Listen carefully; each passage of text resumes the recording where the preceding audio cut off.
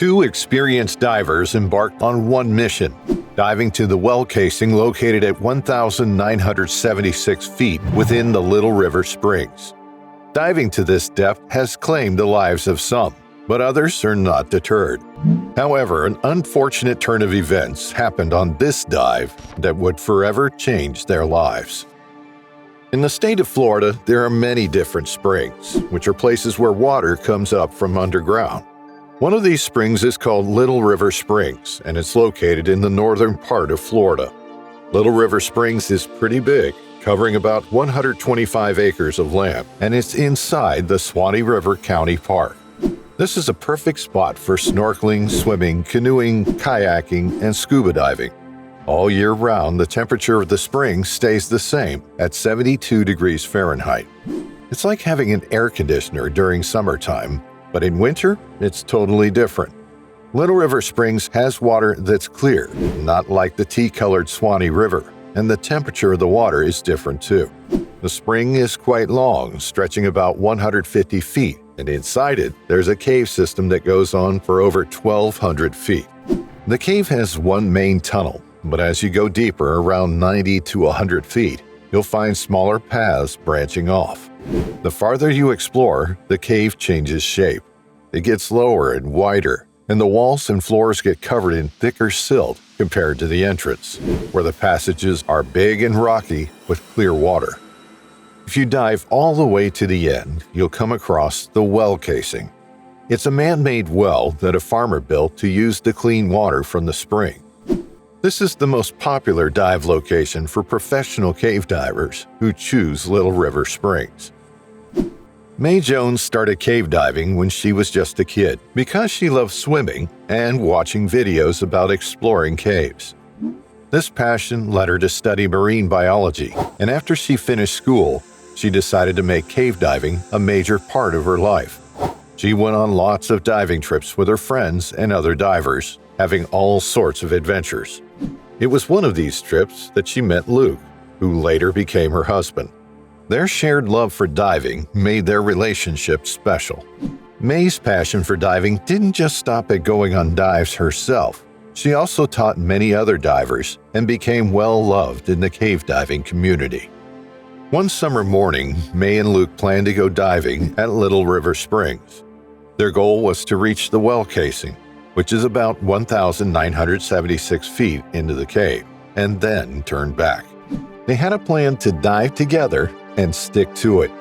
They got to the dive spot around 7 a.m. and started their dive at about 8:15 a.m., each using their own scooters. They chose to use scooters because they help divers cover more distance underwater and save air. With scooters, they could move faster between different areas while diving. To navigate through the water, they followed the main line, which isn't far from the 100-foot arrow. Along the way, they found several shortcut tunnels that led to different parts of the cave. As Mae and Luke continued their dive, they had a plan in place. They agreed that once either of them used up 1/3 of their air, it was time to start heading back to the surface. They figured that by the time they reached this point, they must have reached the well casing. They had heard stories of other divers who had tragically drowned after reaching the well casing. They believed those accidents happened because those divers were inexperienced, unlike themselves. Being experienced and qualified divers, they felt confident that such a mishap could never happen to them. However, they overlooked the fact that underwater conditions can sometimes be unpredictable. Despite their skills and training, they were not immune to the potential dangers that lurked beneath the surface.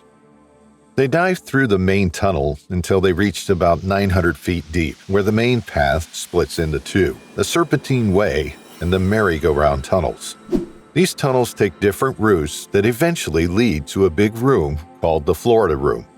To reach the well casing, they had to follow a permanent line and make a sharp left turn. As they kept diving, they came across a place called the Dome Room.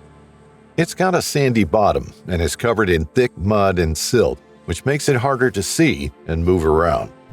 When divers reach this part, they have to turn off their scooters and leave them on the side. From there, they have to dive through the mud and silt to continue their journey through the cave. As they were heading toward the well casing, Luke noticed that May was having trouble with her buoyancy device, which helps divers stay at the right depth underwater. He swam over to her to see what was wrong. After checking her equipment, he figured out the problem. A part called the anti-collapse tube inside the counterlung had come loose. This tube helps keep the counterlung from collapsing, which could make it hard for May to breathe. Luke carefully fixed the tube, making sure it was back in its proper place. Once everything was sorted out, they were able to continue their dive without any more issues. And finally, they reached their destination, the well casing. After exploring the area around the well casing, Luke decided it was time for them to head back to the surface. He signaled to May that they should start making their way out of the cave. She seemed to understand the signal, but she didn't respond in her usual way. He noticed that she looked uneasy, but when he asked her if everything was okay, she reassured him that she was fine. He assumed she was just feeling a bit shaken up from the earlier troubles with her equipment. Thinking everything was under control, he led the way as they began their journey back toward the entrance of the cave. As they exited a tunnel at about 400 feet deep, he realized that May wasn't following behind him as she usually would. He waited for a couple of minutes, expecting to see her emerge from the tunnel, but there was no sign of her. Feeling surprised and a bit worried, Luke continued swimming ahead, hoping to catch sight of May somewhere ahead, maybe about 200 to 300 feet away. But even after covering that distance, there was still no sign of her. It slowly dawned on him that he was now alone in the dark underwater cave. He couldn't understand how May had fallen so far behind him without him noticing. Confusion clouded his mind as he tried to recall exactly when she had stopped following him.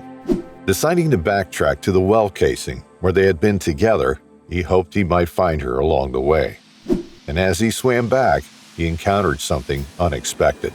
The area around the well casing had become filled with silt, making it nearly impossible to see. The once clear water had turned murky, drastically reducing visibility. He couldn't make out much of anything around him. With growing concern, he began searching through the silt, hoping to find May, but his efforts were in vain. Panic started to set in as he realized the gravity of the situation. She was nowhere to be found, and he was alone in the depths of the cave with no clear way forward. Feeling desperate and anxious, Luke began banging on his tank, hoping that she would hear the sound and find her way back to him through the murky water. However, after a while, he stopped banging as he realized that his decompression time, the time needed to safely ascend to the surface after a deep dive, was starting to add up. He knew it was important to begin his ascent soon to avoid potential health risks. With a heavy heart, he started swimming toward the surface, hoping that she had already made her way out of the cave and was waiting for him above. He silently prayed for a miracle to happen, desperately wishing to find her safe and sound. As he went through the process of decompression, slowly ascending toward the surface, his heart sank when he reached the top and realized that his wife wasn't there. His worst fear had come true. May was still down there, lost among the silt. In a state of panic, he called out for help from nearby divers, explaining the dire situation to them. Without hesitation, they immediately sprang into action, reporting the incident to the authorities and initiating a rescue operation to find and save May. 2 divers went to find May, but they didn't let Luke join them because he was visibly upset and shaken. They headed into the deep water, but the visibility was very poor because of all the silt in the well casing. It made it hard for them to see anything clearly. They had to stop their search because it was too risky for them to continue in those conditions. The next day, the rescue team returned to the cave to continue their search for May. They were determined to find her and bring her home safely. After searching for some time, they tragically discovered her lifeless body floating in the water. She was tangled in a loose line, and it seemed like she had been trying to free herself. The news of May's passing was devastating for the cave diving community, and it was especially heartbreaking for Luke, who had lost his partner and soulmate. Despite the sadness, he found some comfort in knowing that May had died doing what she loved most, exploring the underwater world. May's passing served as a reminder of the dangers of cave diving and the importance of safety precautions. Her memory would live on in the hearts of those who knew and loved her, and her passion for diving would continue to inspire others in the community. We would like to thank you for watching this video. If you enjoyed watching, take a dive on the like and subscribe buttons and hit the bell icon so you get notified when we come back with another exciting cave diving story.